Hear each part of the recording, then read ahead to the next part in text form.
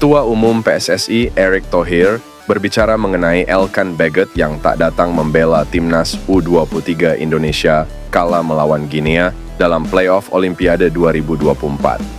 Elkan Baggott sempat menjadi sorotan publik pencinta sepak bola tanah air setelah disebut tak memberikan respons atas pemanggilan ke timnas Indonesia dalam playoff Olimpiade 2024. Padahal, timnas U23 Indonesia tengah membutuhkan amunisi tambahan guna menghadapi Guinea demi meraih tiket Olimpiade 2024. Walau demikian, Erick Thohir menegaskan dirinya tidak mau untuk memberikan penghakiman terhadap Elkan Baggott yang disebut tak nasionalis oleh netizen Indonesia.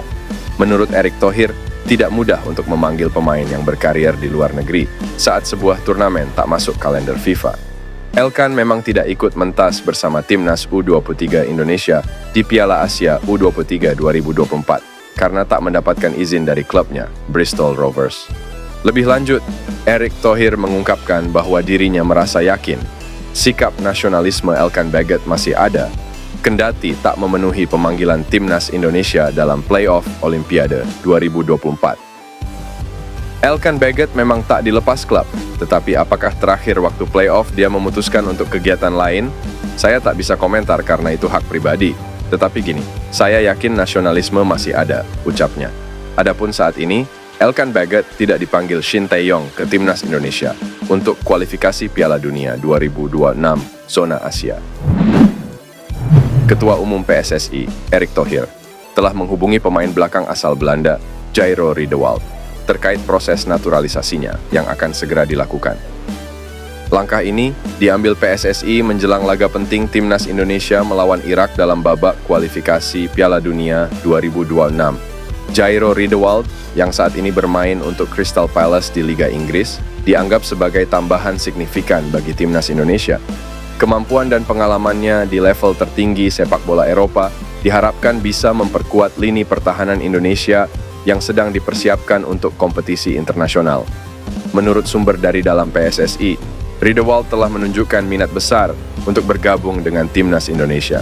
Kami akan mengirimkan semua dokumen yang diperlukan untuk proses naturalisasi, ujar seorang pejabat PSSI. Pelatih timnas Indonesia, Shin Tae-yong, menyambut baik rencana ini dan percaya bahwa kehadiran Riedewald akan menambah kekuatan dan kedalaman skuad. Kehadirannya di lapangan akan sangat berharga bagi tim kami, terutama dalam pertandingan penting seperti melawan Irak, ujar Shin Tae-yong.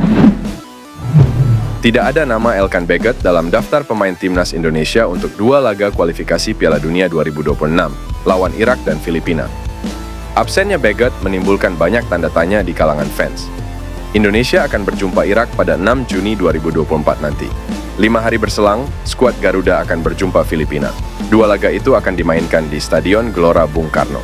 Jelang 2 laga akhir grup F kualifikasi Piala Dunia 2026 itu, Shin Tae-yong memanggil 22 pemain untuk membela timnas Indonesia. Beberapa nama populer tidak masuk dalam daftar panggilan tersebut. Mark Klok adalah salah satunya.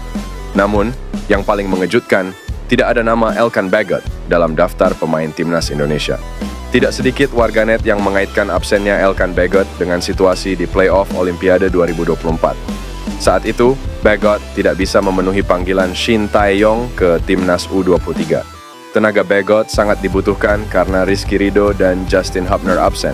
Akan tetapi, Baggott tidak bergabung dengan Garuda Muda. Elkan memang tidak dilepas sama klubnya, tetapi apakah terakhir waktu kita playoff, dia memutuskan untuk melakukan kegiatan lain, yaitu saya tidak bisa komentar. Itu kan hak pribadi, kata Ketua PSSI, Erick Thohir. Ketika itu, Baggott sejatinya tidak lagi punya jadwal bersama klubnya baik itu Bristol Rovers maupun Ipswich Town. Musim sudah berakhir bagi kedua tim. Pelatih timnas Irak, Jesus Casas, tampaknya cemas melihat performa perkembangan timnas Indonesia di 2 laga terakhir kualifikasi Piala Dunia 2026. Jelang pertandingan timnas Indonesia versus Irak, yang kini jauh berbeda ketika keduanya terakhir bertemu.